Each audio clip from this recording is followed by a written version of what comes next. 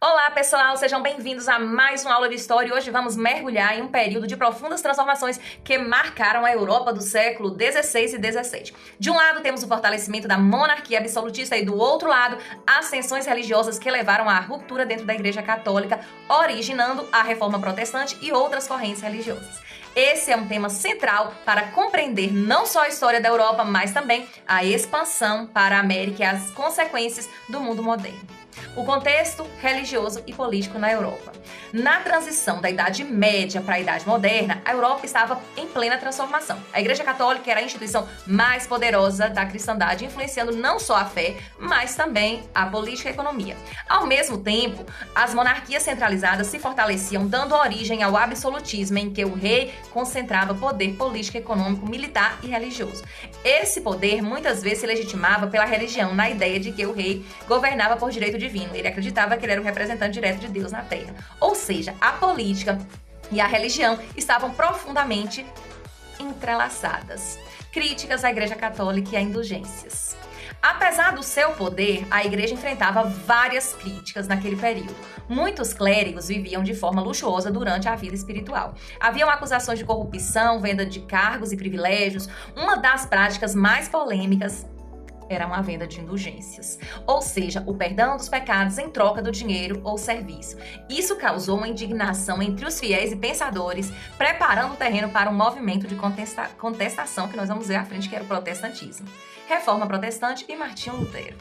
Esse cenário que surge Martinho Lutero, um monge e professor alemão. Em 1517, Lutero afixou as suas famosas 95 teses na porta da Catedral de Wittenberg, na Alemanha. Nelas, ele criticava duramente a venda de indulgências e defendia que a salvação vinha apenas pela fé e pela graça divina, e não pelas obras ou pagamentos da igreja. Lutero defendia que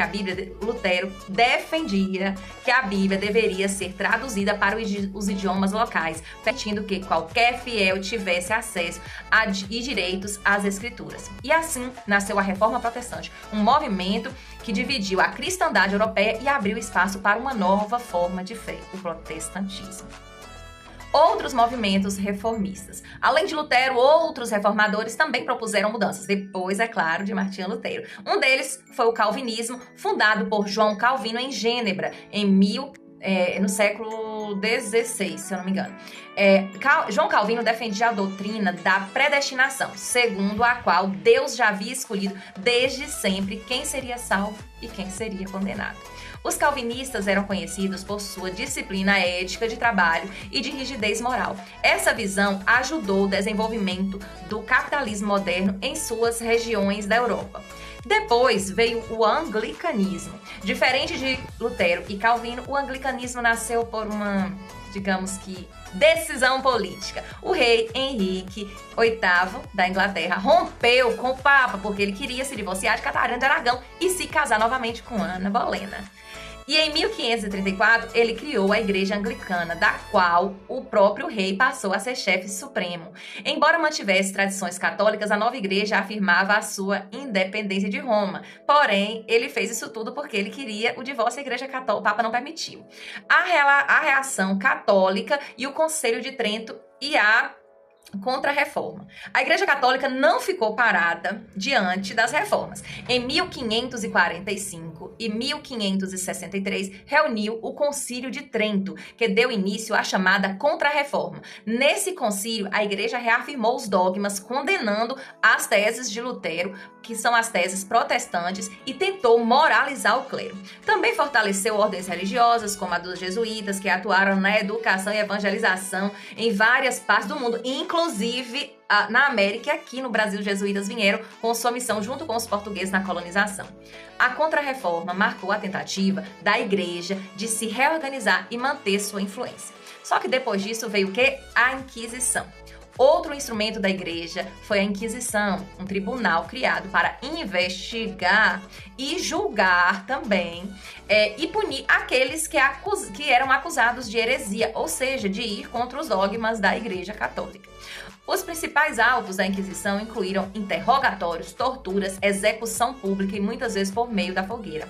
Na Europa, perseguiu-se protestantes, judeus convertidos, suspeitos e até cientistas, como Galileu. Galilei foi um dos perseguidos pela Igreja Católica. Eles achavam que ele deveria estar com um demônio no corpo por conta dos seus estudos avançados. Ele foi acusado de contrariar a visão da Igreja Católica ao defender o heliocentrismo. E na América?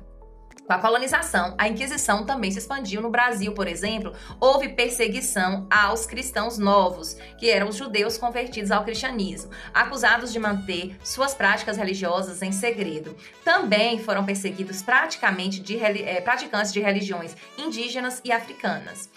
O absolutismo e a religião. Enquanto essas disputas religiosas aconteciam, as monarquias absolutistas se fortaleciam. O absolutismo era justificado pela ideia de que o rei governava por direito divino. Um exemplo famoso é Luís XIV, o rei da França, conhecido como o Rei do Sol, o que dizia: o Estado sou eu. Assim, religião e poder político continuavam caminhando lado a lado, mas agora em um cenário de divisões profundas entre católicos, protestantes e outros grupos. Concluindo, no século XVI e XVII foram marcados por grandes transformações religiosas e políticas. A Reforma Protestante abriu espaço para novas formas de fé. A Igreja Católica reagiu com a Contra-Reforma e a Inquisição. E as monarquias absolutistas se consolidaram usando a Igreja como instrumento de legitimação. Esse período não apenas mudou a Europa, mas também influenciou a colonização e a vida nas Américas, deixando marcas que ainda podemos perceber até hoje. E assim terminamos nossa aula. Se você gostou, não esqueça de curtir e compartilhar esse vídeo aqui. Se inscreva no canal para acompanhar mais conteúdos de história. Até a próxima!